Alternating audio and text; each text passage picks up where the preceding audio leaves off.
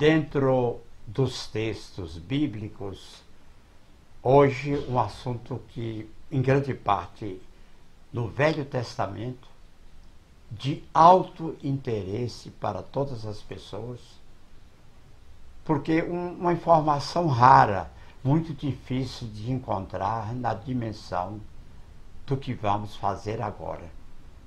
É sobre a presença das mulheres na Bíblia, mulheres na Bíblia.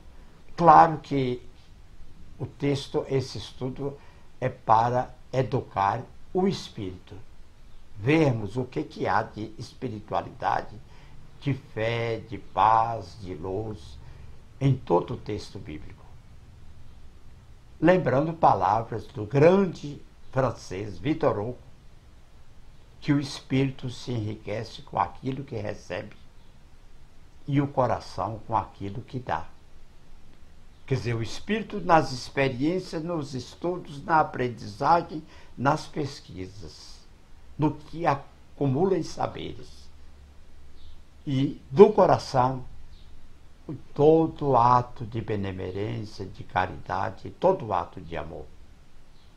Então está aí a Bíblia no rolo antigo, não era a formação em livro só depois de Gutenberg, que está aí agora já a chamada Bíblia de Gutenberg na língua alemã. Uma edição mais nova, dizendo agora que a Bíblia é quase sempre dos homens. Podendo quase chegar a dizer que a Bíblia é um livro masculino, pouco de mulheres. Então, mulheres na Bíblia, dizendo agora, são 93 mulheres na Bíblia. Só 93, não chegam a 100, nos milhares de homens de toda a história bíblica. E só 49 mulheres com nomes. Maria, poucas palavras também de mulheres. Maria, mãe de Jesus, Maria Santíssima, proferiu 191 palavras. Não chega a 200 de palavras. Sara, 141. E Madalena, Maria Madalena, 61 palavras. Está vendo? É muito pouco. Maria, 191. Sara, 141. Maria Madalena, 61 palavras. Está aí o ato de criação do homem, um quadro genial. E eu gostaria de chamar a atenção por dois pequenos detalhes. Examina que da direita para a esquerda, na figuração de Deus, o dedo indicador está reto. E da esquerda para a direita, Adão, no ato de criação do homem, o dedo indicador está inclinado e sinuoso, ele não está direto. Então, o que se entende aí é que o que Deus diz é em linha reta, é definitivo, tem princípio e fim e tem fundamento. Ao passo que o homem, do livre-arbítrio, depende da ação do homem, da atitude, do pensamento, do seu conhecimento, do seu grau de elevação. Então, esse dedo não reto é realmente o nosso livre-arbítrio. Então, vamos ao texto bíblico. E Deus os criou, homem e mulher. Está aí uma novidade para muita gente. Normalmente, o pessoal que prega, que fala da criação do homem, fala de criação do homem. Mas o texto bíblico diz a criação do homem e da mulher. Não tem diferença um do outro. Criou Deus o homem à sua imagem. A imagem de Deus o criou. Homem e mulher os criou. Muito fácil. No primeiro capítulo da Bíblia, o capítulo 1 da Gênesis, o versículo 27. Então, Deus criou simultaneamente, com a mesma qualidade, com o mesmo valor, homem e mulher. Está aí o nome da mulher que a Bíblia já não traz mais. É Lilith, em que a própria figuração a coloca com asas negras. Os judeus realmente nunca aceitaram.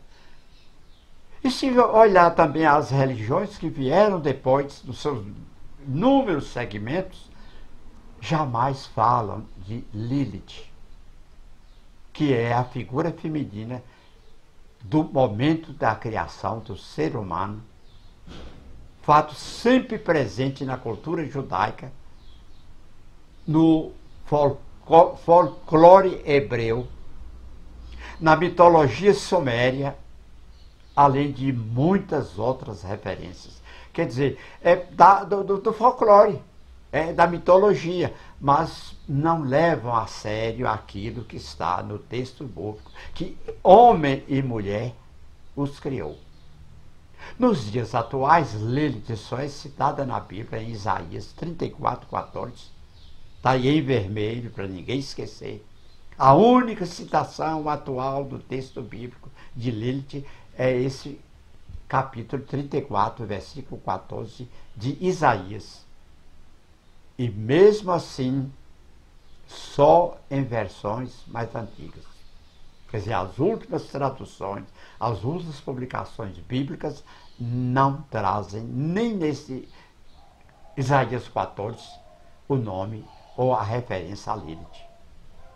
O que a Bíblia traz e que é conhecido e é pregada normalmente está, então, na Gênesis 2, capítulo 2, do versículo 18.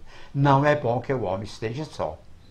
Farei para ele alguém que o auxilie e lhe corresponda. Está vendo? Não há igualdade. Alguém que o auxilie e lhe corresponda. Que é Adão e Eva, como nós conhecemos na nossa cultura normalmente. É a união a dois.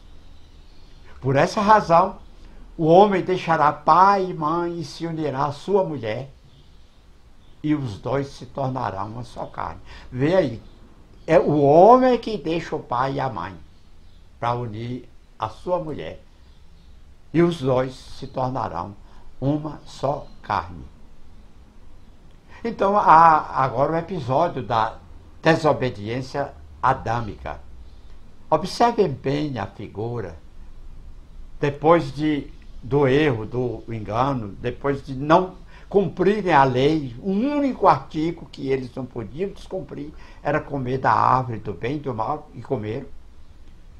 Quando sai Deus chegando, o Criador, Adão está de mãos postas, como se pedindo desculpas, como se não fosse ele. E nessa segunda figura, pior ainda, delatando a mulher, delatando Eva. Além de não assumir, ele ainda põe a culpa na sua companheira. O erro é dela. Então, Lilith, vamos voltar à mulher criação juntamente com o homem. Lilith aparece na crença tradicional judaica e islâmica como a primeira mulher de Adão. Está vendo? A primeira mulher de Adão. Está em Lilith já numa configuração do Renascimento, mais ou menos pelo ano 1500, confundindo Lilith com a serpente que induz Eva ao erro. Está aí. Lilith é figurada pelos grandes artistas como a serpente. Tá, ela oferecendo a maçã. Eva e Adão estão aí nessa configuração. Aí, cometido o erro, eles são expulsos. Está aí o anjo com a espada flamígera, os expulsando do Éden, do paraíso. Agora vamos falar sobre os filhos do casal, filhos de Adão. Não fala filhos de Eva, filhos de Adão. Adão viveu 930 anos, tendo gerado filhos e filhas. Em nenhuma parte do texto fala de mulheres, de filhas. Somente nesse versículo aí que diz que ele viveu 930 anos, tendo gerado filhos e filhas. A única menção às mulheres é essa. Os filhos nós já conhecemos, que são os dois. Então Caim, depois de matar Abel e ter sido condenado pelo Criador, retirou-se da presença do Senhor e habitou a terra de Nod, ao oriente do Éden. E coabitou Caim com sua mulher. ela concebeu e deu à luz a Enoque. Caim edificou uma cidade, e lhe chamou Enoque, o nome de seu filho. Está vendo? Então, Caim é o fundador de cidades. Quando ele chega na terra de Nod, escolhe entre as mulheres mais bonitas aquela que lhe serviu de companheira. Casou-se, o casal teve um filho, que deu o nome de Enoque. Ele construiu uma cidade e deu à cidade o nome do filho.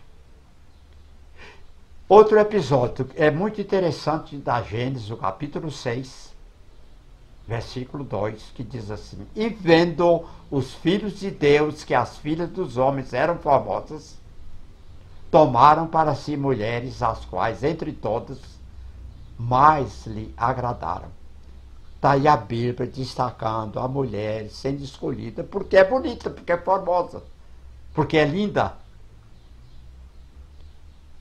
As mulheres aparecem no texto bíblico sempre trabalhando. Está aí as duas imagens, sempre no trabalho agrícola, que era o daquela época. Sempre servindo, sempre trabalhando.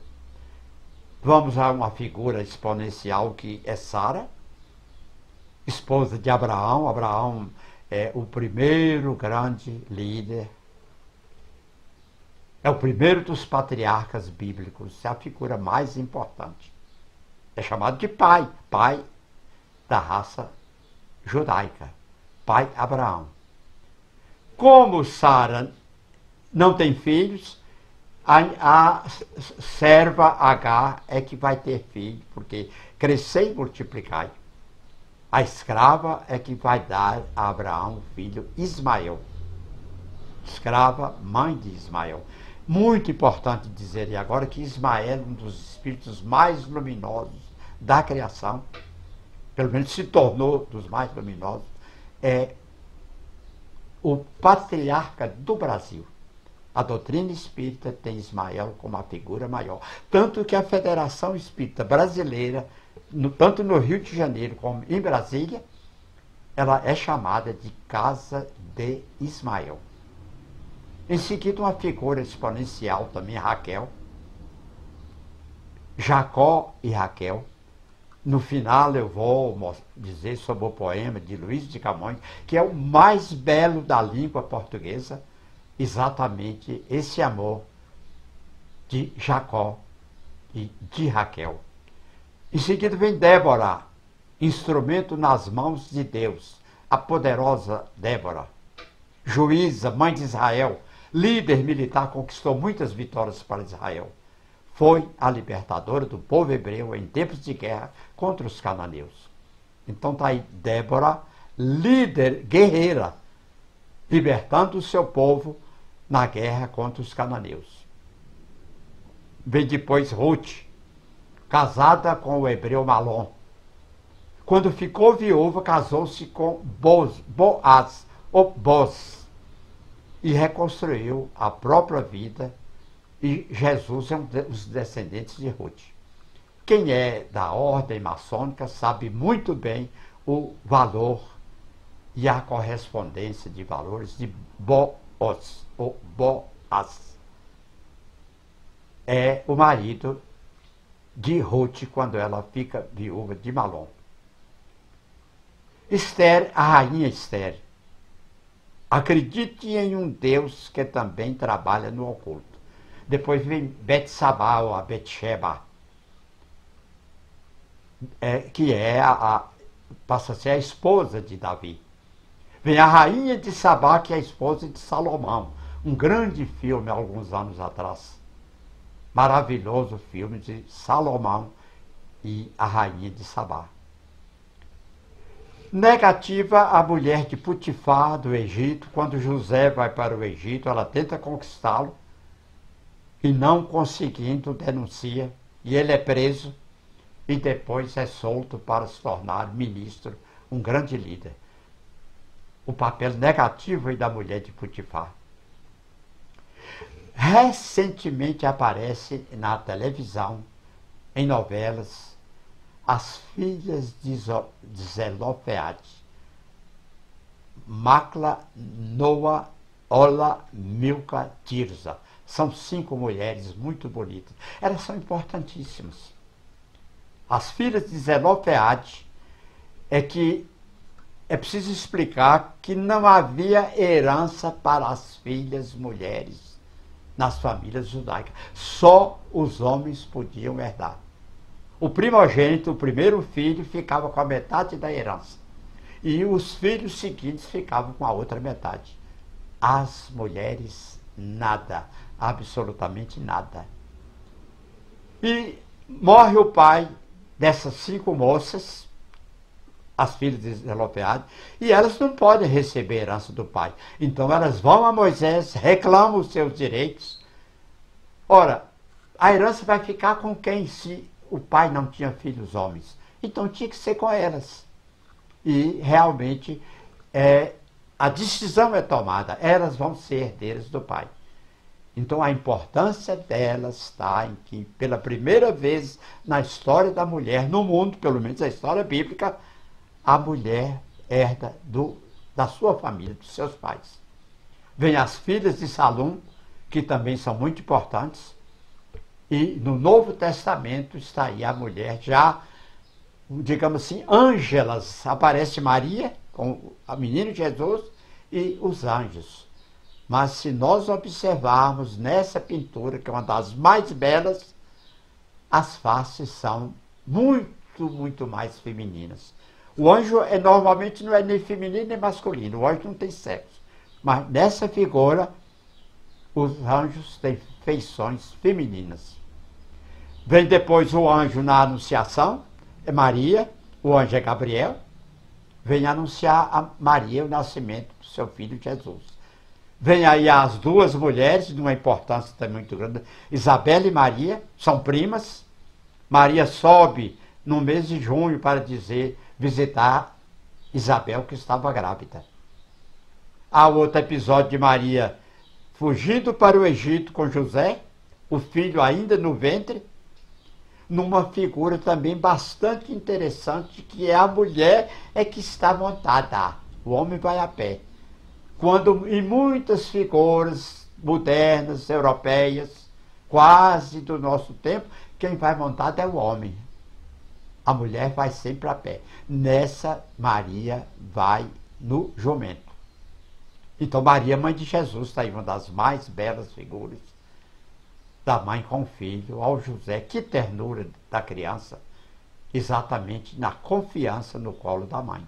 Eu estou falando de mulheres, mas permitam que eu fale agora do reconhecimento de Jesus, filho de Maria e de José, como o Cristo, como o Salvador, como o Paráclito. Porque tem a ver com a mulher. Veio de mulher, sempre com mulheres, no seu trabalho, mas nós temos que destacar os momentos primeiros, pelo menos, de que ele foi reconhecido como Salvador. O primeiro reconhecimento é de Maria e Isabel.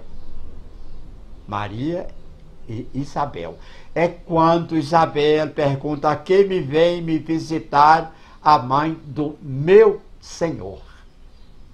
Quer dizer, ela grávida de 6 meses, Maria grávida de 2, que não podia ser detectada como gravidez ainda, pelo menos no aspecto visual. No entanto, Isabel diz: a que me vem me visitar a mãe do meu Senhor? Claro que é uma informação maior do mundo espiritual. Segundo reconhecimento, é quando Simeão, na porta do templo, que está, José e Maria levam o filho para ser apresentado ao templo, e que ele diz: agora, Senhor, podeis levar o vosso servo, porque os meus olhos mortais me viram meu Salvador. É porque havia uma profecia de que Simeão não morreria sem ver o Salvador.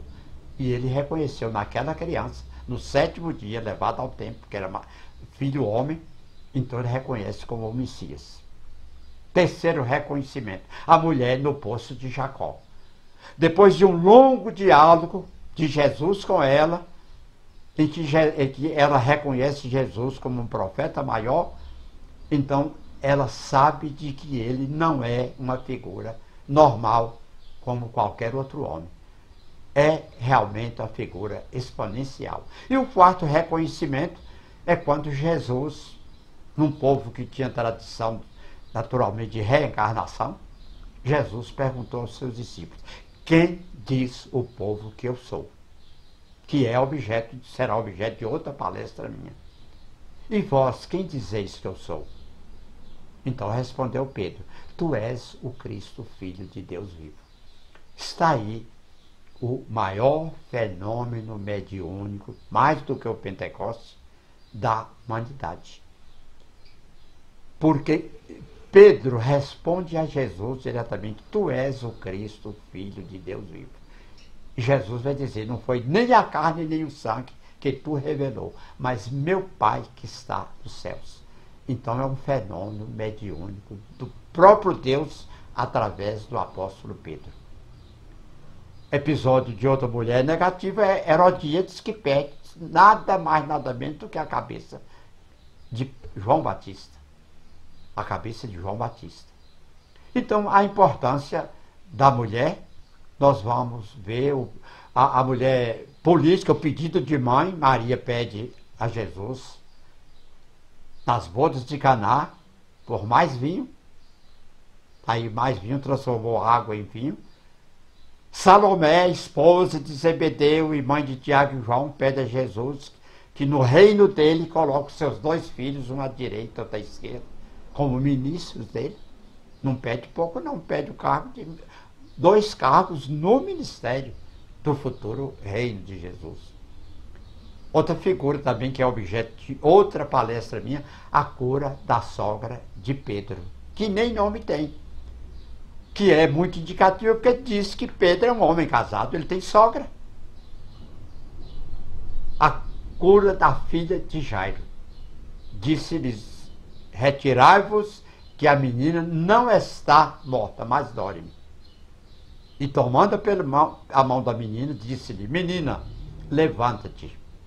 Daí o nome Talita. Em aramaico, a frase de Jesus: menina, levanta, é Talita, come. A cura da mulher hemorroísta que estava com fluxo de sangue há 12 anos. Ela toca a fímbria da túnica de Jesus.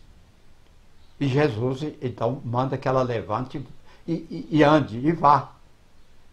A mulher hemorroísta. A mulher, repetindo, tinha um fluxo de sangue.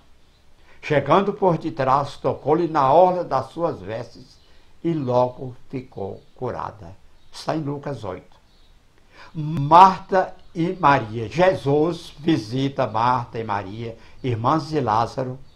Marta, muito ocupada como dono de casa, fazendo todo o serviço sozinha. Maria, sentada, quedada aos pés de Jesus, só ouvindo a fala do mestre. E até determinada hora Marta não aguenta e reclama dele porque que ela está trabalhando sozinha e Maria só fica escutando. E recebe uma das mais importantes respostas de Jesus. Maria fez a melhor parte. A melhor parte é ouvir Jesus. Então está aí Marta e Maria. E a mesma Maria ungindo os pés de Jesus durante um jantar. Óleo e perfume nos pés de Jesus. Elas depois novamente com Jesus, quando Lázaro morre, está enterrado há 4 dias, sepultado pelo menos, e Jesus vem e fala a ressurreição dele. A mulher adúltera é o único episódio em que Jesus escreve. Com o dedo, ele escreve alguma coisa no chão, em que o texto bíblico não diz o que é. E vai dizer que quem não tiver pecado pode atirar a primeira pedra. E ninguém atirou pedra nenhuma. Porque todos se julgavam também culpados. E estavam culpando aquela mulher. Então, muitas mulheres na vida de Jesus, a samaritana, por exemplo, à beira do poço de Jacó, que eu já falei da questão do reconhecimento. O anúncio da ressurreição, quando as mulheres estão à porta do sepulcro, as primeiras pessoas a saberem da ressurreição de Jesus são 3 mulheres. A luz dentro do túmulo, lá estão só o lençol e o lenço, o Jesus desmaterializado, já não mais está ali. Então é o grande episódio de Maria de Magdala, que é a Madalena, que querendo se dirigir a Jesus, quando o reconhece, ele disse: mulher, não me toques, ainda não subi ao Pai. Curiosidade do mundo moderno, 12 anos atrás, a publicação do Código da Vinci, em que a Santa Ceia, pela primeira vez, é mencionada com a presença de uma mulher, Madalena. Está aí com interrogação. É essa figura que está aí olhando para lá, à esquerda de Jesus, com o pescoço inclinado. Já que até em desenhos a gente vê a figura feminina. Essa na ressurreição, que eu já disse, Madalena e Jesus. A porta do túmulo repetindo, a chegada à porta do templo no 7º dia do nascimento de Jesus, que encontra Simeão. Novamente Maria, mãe de Jesus, na mais bela figura. Estou terminando, e termina a minha palestra com a figura de uma mulher que é a minha Olímpia, que eu também sou dela, podemos dizer assim, há 63 anos de papel passado e há 71 anos de namoro. Então termino a palestra sobre as mulheres fazendo homenagem a Olímpia Rego Arruda, que tem hoje 84 anos, 2 anos menos do que eu.